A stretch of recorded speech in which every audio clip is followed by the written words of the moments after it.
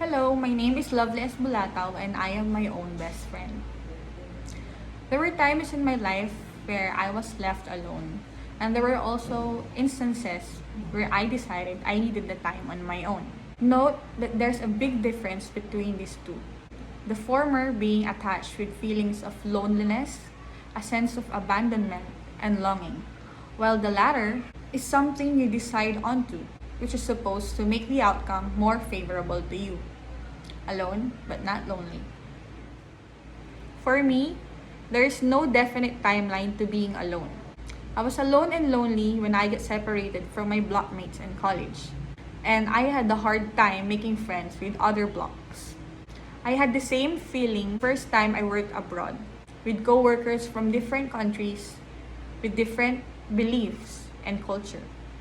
You see, I'm not literally alone. There were people around me, yet I felt lonely because I was having a hard time establishing a connection.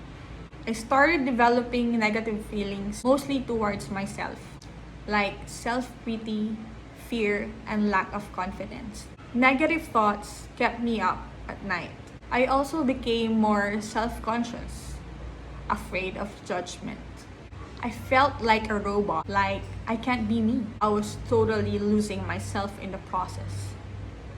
The first step I did to overcome this feeling of loneliness was to look at my reflection and ask myself, what kind of a person are you? What makes you happy or sad? What are you good at? Where do you excel the most? What do you love the most? And what do you hate? What are your life goals? Who motivates you? Do you believe in God? Yes. The first step is knowing who you are through self-assessment. Next is self-acceptance, self-love, and self-care. It is a continuous process, a continuous learning. A major turning point in my life was when I made a career shift from an office girl to a full-time artist and social media manager. I've always known that painting has a special space in my heart. I just didn't know then that it would be more beneficial to me. I mean, in a world where everyone expects you to be successful right away, and where you work and what's your job position are their measurements of success. Pursuing your passion, being truly happy, and making something out of it is rare. Have you heard of the saying, no man is an island? It means people need other people. No one is forever alone. But there will come a time when you and I and everyone else would have to rely on no one but ourselves and learn how to be self-sufficient.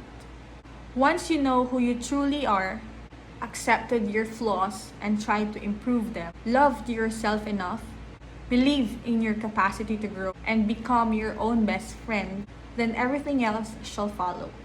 Some of my favorite inspirational Bible verses, quotes, lines that keep me going are Romans chapter 8, verse 18. The pain that you've been feeling can't compare to the joy that is coming.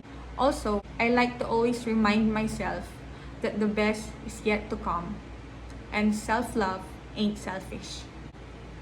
Of course, before I end this video, to motivate students of today's generation, including my own daughter, Tracy Louise, here's one of my favorite songs, an anthem of self-love, Epiphany by Jin of BTS.